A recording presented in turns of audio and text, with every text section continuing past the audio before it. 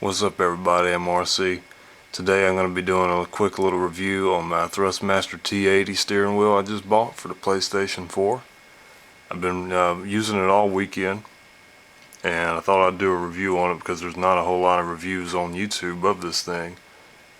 And I'm going to give you some pros and cons of it. This is the first steering wheel I've ever bought for a video game ever, so this is my first, rodeo with this kind of stuff, and for the most part I'm pretty happy with it. So I'm going to give you the pros and cons of it right now. The pros is that it's a controller and a steering wheel. I thought that was really neat. I mean, that's probably basic shit, but I think it's cool. Like, you got your PlayStation button, your share button, your options, your PlayStation buttons, little shapes, R2, R3, L2, L3, D-pad. Paddle shifters are back here. There's one on the left, one on the right. You can see it right there. That's like your L and R one right there. And I mean, it's neat that you can control your PlayStation with it. You can press the PS button, and the PlayStation menu pops up. You can see it on the TV back here, and I can press it and go back to Drive Club. That's what I've been playing. And in the short time I've had this, my driving ability has improved. It's a lot more natural feeling with the pedals and the steering wheel than it is the triggers and joystick on a controller. A lot more natural. You can drive a lot better. Like, if you know how to drive in real life, it comes pretty natural if you've got the steering wheel and pedals. A lot better than the controller. So that's a big pro right there. It's 11 inches in diameter, I think is what the box said, and that seems to be about right. It looks about 11 inches. It's so that makes it a little smaller than your steering wheel in your own personal vehicle, but to me it's not too small. I mean, it feels good to me. I mean, it's not like you're holding a toy and it's really tiny and puny, but it's not going to be a full-size steering wheel like you have in your vehicle. So if that's something you really wanted, it's a little short, but it's not too short. I think it works fine. It's ergonomic too. You got rubber grips on both sides right here and right here. The rest is plastic on the top and bottom, but it has a good grip. There's like a bungee cable inside that gives it some resistance to it. It's not like a toy where you can just move it around real easily. There is some resistance and give to it, so it kind of simulates a real wheel. The pedals are nice. That's about all for the pros. Now on to the cons. The cons are, it doesn't have any force feedback. And that's not a real big con for me. I mean, I don't really care if it has force feedback or not, but if you're going for the full racing simulation experience, it does not have force feedback. You're going to have to get a different wheel that does have that. But like I said, not a big deal. Silly little stupid con, this red LED light. It's kind of annoying sometimes in the afternoon when it gets dark. It just seems like it blinds the shit out of you. That's just me though. It's probably not a big deal.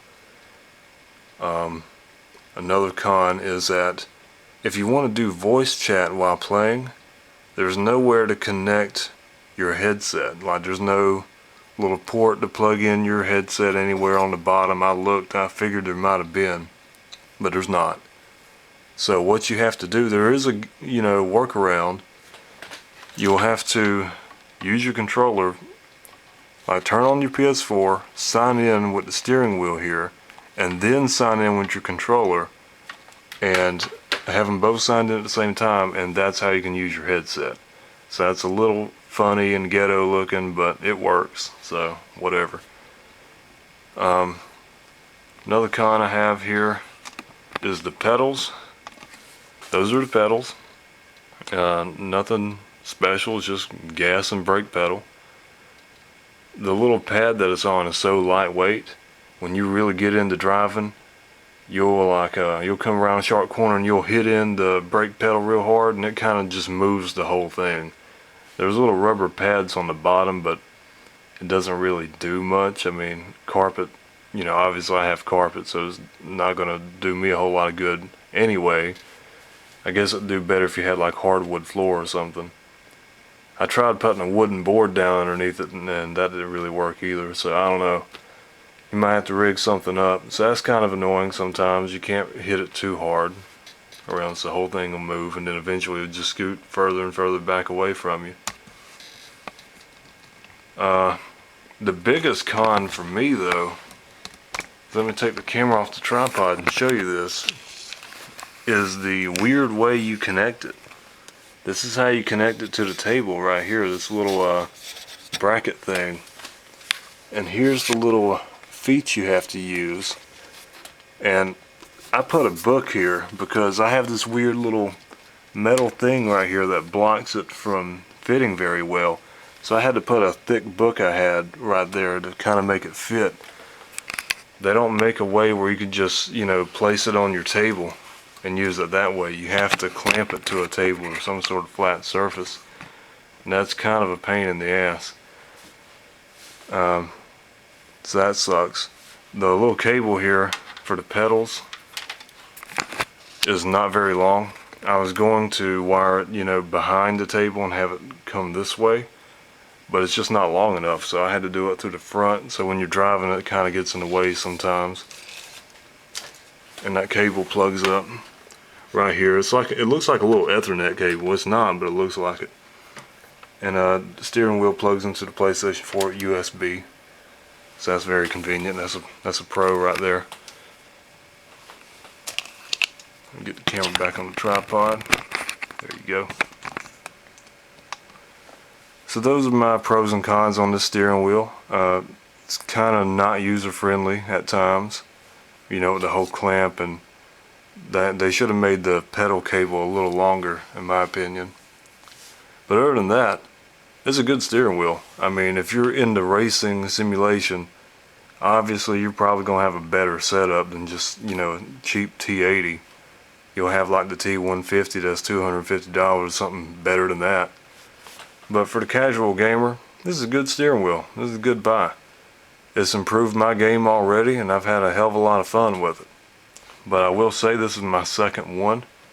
The first one I bought at GameStop did not work. When you would turn left, car would go right. When you turn right, the car would go left. And I had no idea what was wrong. It worked for about 3 minutes fine until it started doing that. So I don't know what the hell happened. But I took it back to GameStop on Saturday, exchanged it for another one, and this one's been working fine. I've had no problems with it. And it has improved my driving game, so I'd recommend it. Other than the little, you know, minor flaws it has, it's a good wheel. And if you were looking to get a steering wheel for your racing games, it's pretty decent. Especially for the casual racing gamer like myself. I don't have a whole lot of racing games. I'm not real big into it. I just wanted to have a little bit of fun and drive with a wheel. And this serves its purpose. So there you go.